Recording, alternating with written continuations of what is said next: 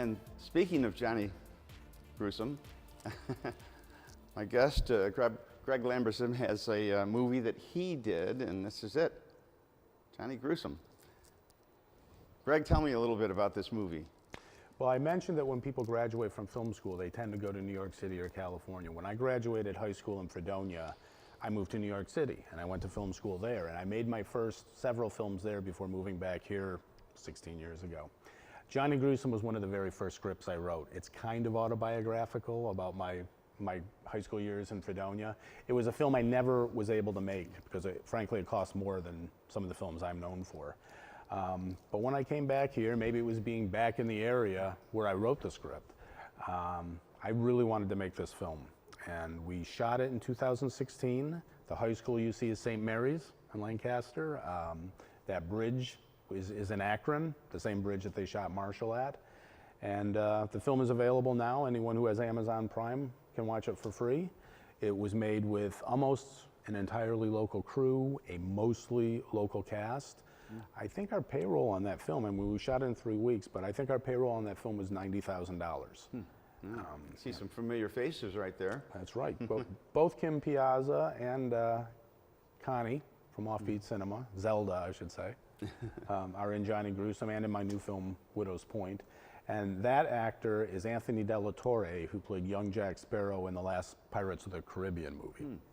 And he's one of the actors that we brought to town. The other one is Michael DiLorenzo, who was the star of New York Undercover, a cop show that ran for a few years. But other than that, they're all locals. They're people I've been working with for almost 10 years on different projects. Sometimes they work for me, and sometimes I work alongside them when I'm a crew member on a visiting production. Now, this is a labor of love. Yeah. Is it a headache sometimes, or is it just fun?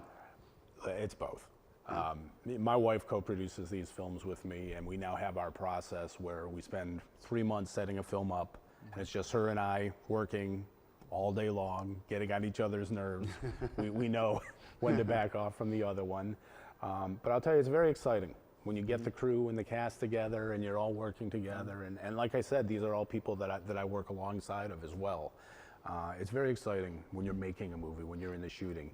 But filmmaking is problem solving from the day you get, before you get to set. The calls are coming as I'm driving to set till the end. So it's always compromise and solving problems. And it's a very fun way to make a living, or to try to make a living. We'll talk about excitement. It is on Amazon Prime. Let's take a look at the trailer for it. Johnny, are we gonna party hard tonight? Oh, yes, we are. Yo, Eric, I don't like seeing you hanging out with this trash, bro. What are you calling trash? I'm calling you trash. Gruesome. The name is Grissom. Todd claims you did this to him in the parking lot.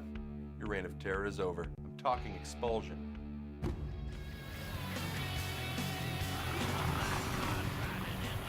So down, Johnny. Who you telling what to do? You're gonna get us all killed! Oh, down! No!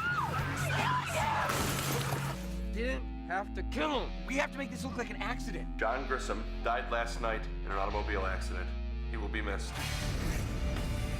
I've been getting phone calls. The calls are being made on Johnny's phone. Grissom? Why aren't you dead? Johnny is dead. Corpses don't get up and climb out of their graves. Johnny's body isn't there.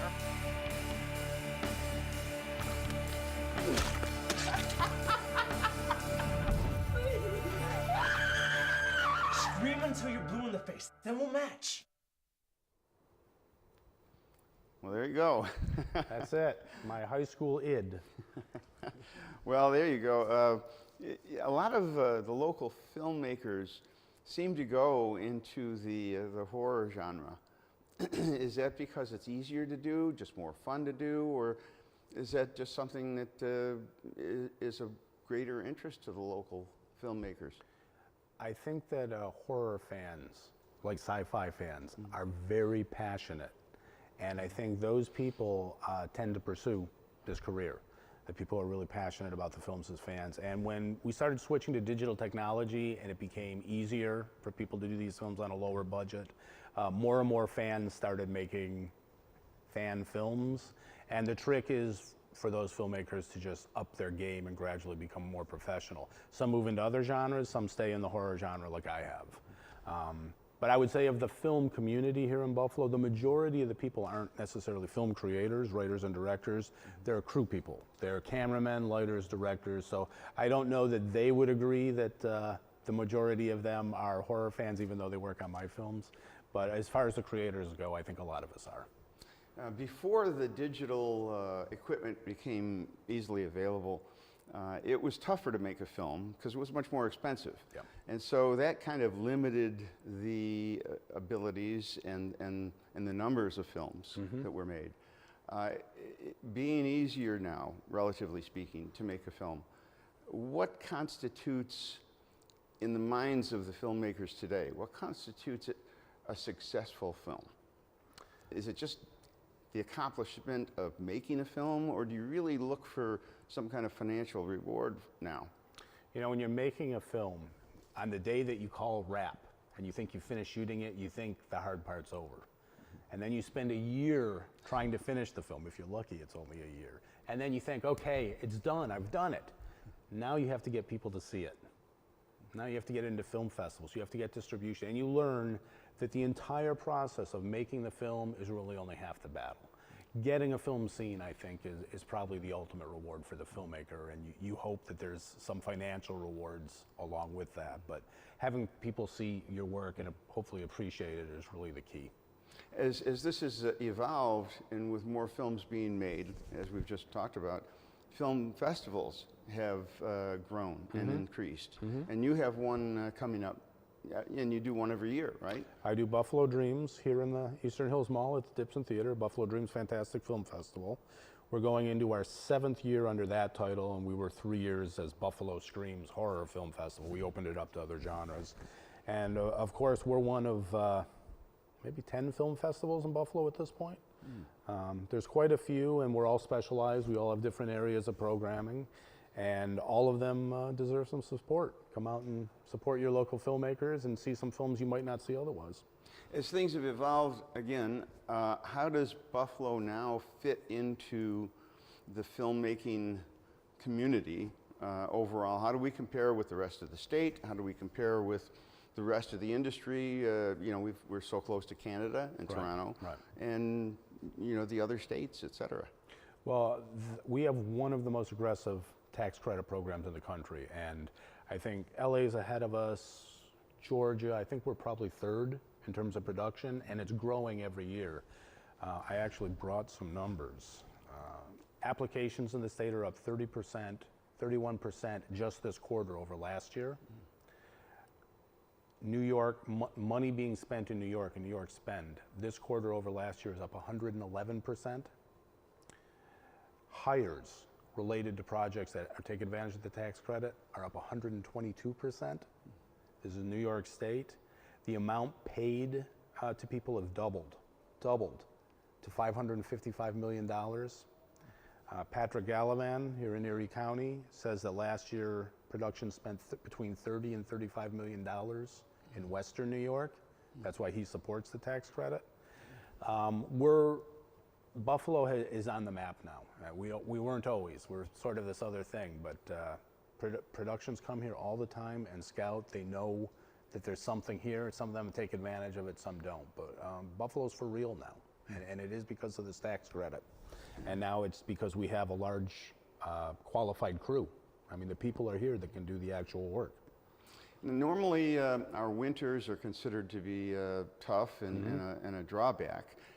Can you see that ever being an advantage to us, because we do have the snow, and you know, that's kind of a unique thing if somebody wants to take advantage of that. Is that ever going to be in our favor? Yeah, Fred Olin Ray, who's sort of a Hollywood legend, and his son Chris Ray, who's an Emmy-winning producer now, they're shooting 2 films back to back right now. One of them's a Christmas movie. I think they just got some snow, which isn't always the case. In the last 6 years, they've made 12 movies here. They're TV movies, they're regulars. All the crew knows who they are. They know most of the crew. They stay downtown. They know downtown better than I do. but winners can help if somebody's looking for a winner shoot. And the way the TV movie cycle comes, they frequently want these movies to be shot right when the rest of the country's losing their snow. So we're sort of the last best hope to get that. And when there isn't snow, they just string up the Christmas lights and put some Christmas trees outside and fake it.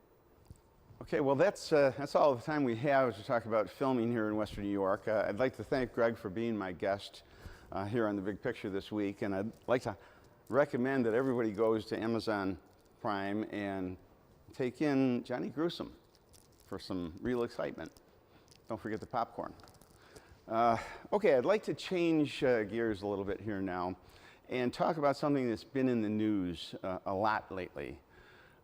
There's been talk about the Boeing 737 MAX airliner. There's been a couple of crashes lately, and it's been in the news a lot, and Boeing has come in under a lot of criticism. The public, the media, they've expressed a lot of lack of confidence in these aircraft, and the story continues. I've been a pilot since I was in high school. I've got a commercial license, I've got an instrument certificate, and I'm rated in single and multi-engine aircraft. In one form or another, I've got over 10,000 hours in the air. And as such, I look at these stories a little differently than most non-aviation enthusiasts. These two accidents have something in common. The autopilot, auto trim systems, they were designed to keep the nose down to avoid, in certain circumstances, an aerodynamic stall.